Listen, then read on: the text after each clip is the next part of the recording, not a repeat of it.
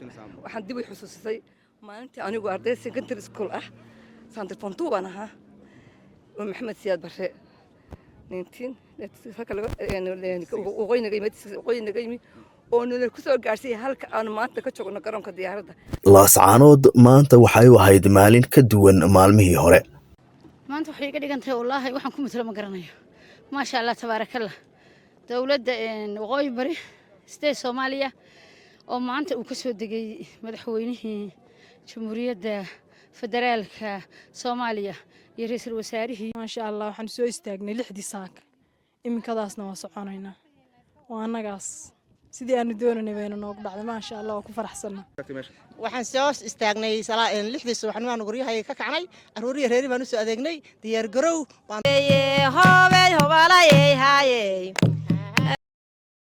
afartan sannadood kadib waxaa mar kale taariikhda gashay in uu yimi madaxweyne Soomaaliyeed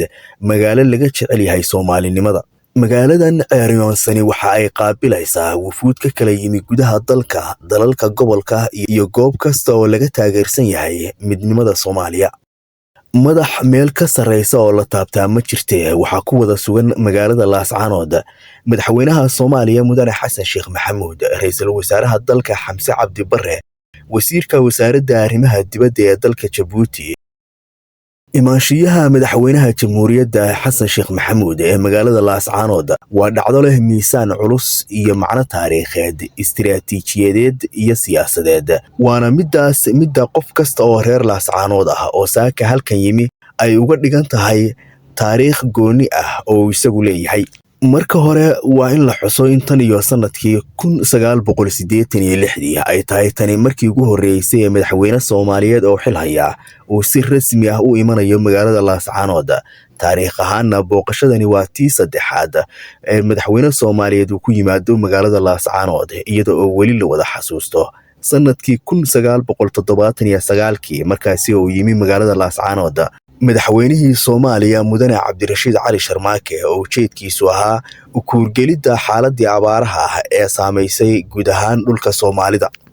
sidaasi darteed imaanshiyaha madaxweyne Xasan Sheekh Maxamuud ee Laascaanood ma aha booqasho caadi ah balse waa dib u curasho taariikheed oo u dhaxaysa dawladnimada Soomaaliya iyo bulsho muddo dheer dareemaysay in laga maqnaa maanta waxaan dib u xusuusisay maalintii anigu arday secondary school ah Sandra Fontu baan ahaa oo Maxamed Siyaad Barre 19 oo nala ku soo gaarsiy halka aan maanta ka joogno garoonka diyaaradda farxadii aan maanta dareemay maanta maalinteedii ka dareemay maalintaas oo dhaweyntii madaxweyne xurmadna Xasan Sheekh waxayna ka dhigan tahay guul iyo wixii aanu sugaynay waxayna u tahay quusin muxuu qoladan galbeedkeena ka xigta oo caadaysatay meelaas waxa naga soo waanaga ma jirto wax soo bari leeyahay waqooyi galbeed baati anana waxaan dhahay waqooyi bari runtii waxay ka dhigan tahay fariin weyn mar kastaba waa la ogyahay horta wadanku inuusan kala go'aan mid yahay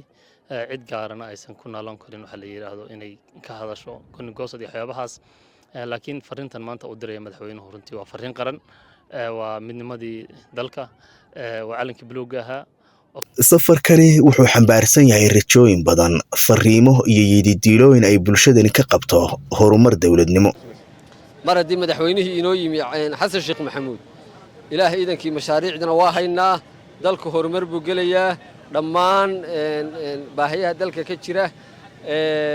dawladnimada wax ka taraya kaabayaasha dhaqaalaha ilaahay idankii waxbaynu horumar badan baynu ka gaari doonaa dadkana wax badan baa qabsoomay mashaariicdii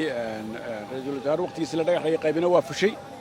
qayb gacanta lagu hayaa qaybina waa soo socotaa wixii dhiman waa la isku canaanan karaa laakiin madaxweynaha imaatankiisu waa wax kale oo waxaas oo dhan ka weyn waa Soomaalinimadii waa qarannimadii waa dawlad goboleedkan la dhisay oo dhawaan la dhisay oo urdanka ah in salka loo dhigo waa wax mashaariic ka weyn madaxweynuhu waa ka weyn tahay waxaas dhanka kale safarkani waxa uu imanayaa xilli xasaasi ah gaar ahaan iyadoo maamulka falaagada ah ee Israa'iil uu sheegay inuu aqoonsi siiyay maamulka Somaliland tallaabadani oo ay si cad u diideen dalalka caalamka midowga Afrika qaramada midoobay iyo dhammaan hay'adaha caalamiga ah iyagoo ku tilmaamay inay tahay tani xadgudub badheer ah oo lagula kacay madax banaanida Soomaaliya dalalkaasi qaraarada ay ku soo saareen qoraalada ayay laascaanoodna saaka u beddelaysaa ficil ahaan. reer laascaanood iyo reer waqooyi barina waa ku faraxsan yihiin waadna arkaysay maanta say ugu soo baxeen oo u soo dhaweeyeen farxadda iyo reereynta ka muuqatay waa magaalo ka mid ah magaalooyinka kale oo madaxweynuhu booqdo laakiin waxay kaga duwan tahay waa markii ugu horreysay muddo badan saad sheegtay oo madaxweyne Soomaaliyeed yimaado idinkuna waa mahadsantihiin. ugu dambeynna safarkani wuxuu leeyahay muhiimad gaar ah oo ku wajahan bulshada reer waqooyi bari kuwaasi oo muddo dheer muujinayay adkaysi halgan iyo u taagnaansho midnimo Soomaaliyeed. imaanshiyaha madaxweyne xasan sheekh maxamuud ee magaalada laascaanood waxay caddayn u tahay kaalinka muhiimka ah ee bulshadani kaga jirto juqraafiyadda siyaasadeed ee gobolka iyo kan caalamka, gaar ahaana marka la eegayo goobtooda istiraatiijiga ah iyo saamaynta ay ku leeyihiin isku dheelitirka geeska Afrika. laascaanood maanta ma aha oo keliya magaalo la booqanayo, balse waa fariin muuqata oo dunida loo dirayo una sheegaysa in Soomaaliya ay dib ugu istaagayso cagaheeda, dibna u midaynayso dhulkeeda iyo dadkeeda.